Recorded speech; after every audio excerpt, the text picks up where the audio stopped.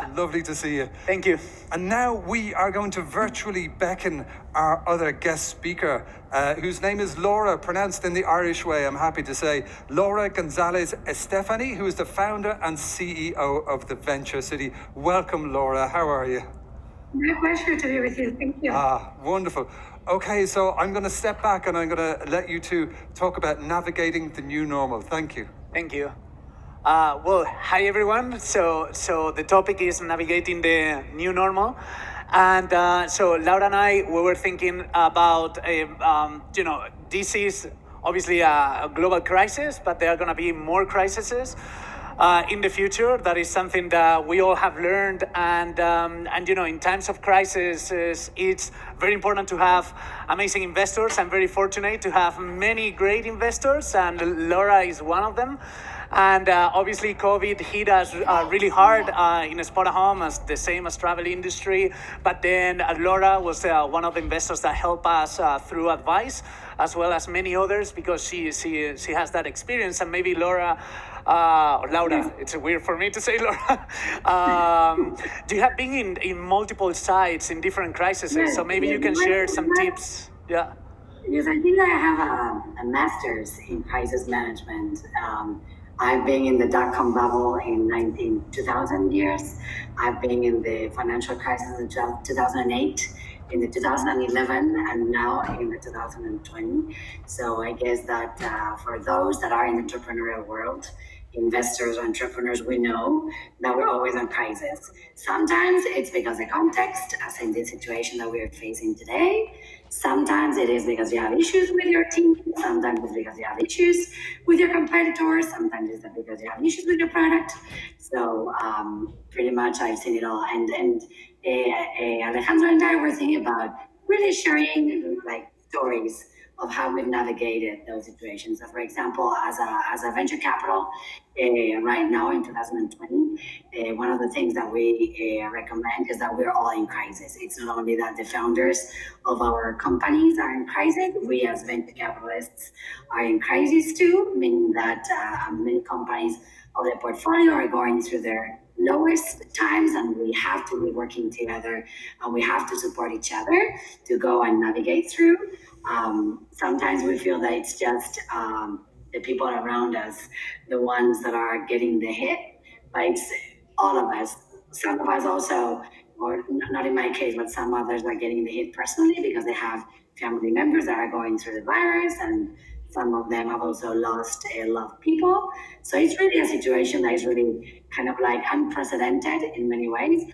And our recommendation on how we've navigated with the companies in our portfolio has always been about being transparent, very honest with the teams, with the investors, with yourself, so that we can get it through together. So, Alejandro, tell us a little bit, how are you doing after all these crazy months? How are you doing right now? Well, I think let me share a bit of our story in transparency. So. When COVID arrived in March, then we are not in the travel industry, we are in real estate, but then many of our users around the world, they book accommodation in different cities and different countries, and therefore they need to travel, right? So all of that, it was blocked. So the same that happened with Airbnb, Booking, Expedia, revenue kind of went to zero, and then a bunch of cancellations. So by that time, actually, was our 6-year anniversary.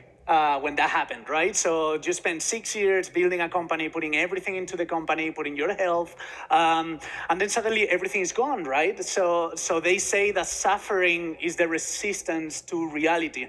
And so I started to talk with the investors and then and shareholders and first you need to accept reality. And for me, what it was a good exercise, and it was in the very first days of COVID cases, is I outlined multiple possible decisions, and I took the hardest decision that I could take. And the reason I did that is to just remove all fears, and then you start facing all the other decisions in a different way, right? And my hardest decision was actually reducing the cost of the company by almost 80%, that meaning 80% of the headcount, because one of the things that it was clear to us is that a pandemic like this, it wasn't gonna be a thing of few months, and in our case, it would take a lot of time to recover. And then when you are the CEO of a company, cash management is your only job. Before you were doing product, helping in product, helping, doing recruitment, doing all, helping out the teams on multiple tasks. But then now your job is just cash management. And we were thinking, okay, we need cash for at least 2 years or even making the company profitable. So that's the decision that I made. And obviously letting go, in our case, 80% is a few hundred people. That was hard, but then I had the massive support from the board and everyone. And what it helped us out there is, as Laura said, being super transparent from day one. We went to the team, we started to have 2 all hands per week, sometimes 3 all hands per week, and being bluntly honest with the company. I think people appreciate that you don't hide things and you are fully transparent, and then you are going through hard times the same as everyone else. It's not their fault, but then your job is your job, right? And so be transparent. We had to do this process, and then my recommendation is always think in your team, because it's not their fault that they have to go, and they have been giving a lot to the company. So in our case, we did public directories and help people place them in different companies and do that. And unfortunately, it's something that many companies are doing. But anyways, having said this, is actually good thing because we did forecast very conservative, and actually everything is going much better than we expected, and our P&L now is much healthier than ever before, better margins than ever before. So actually I'm very happy with the outcome from a business perspective.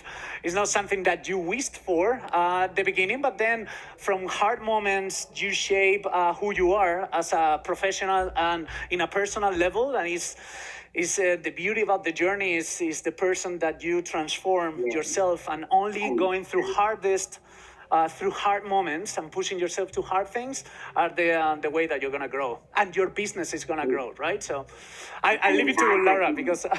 No, I wanted to share, with the spirit of being transparent.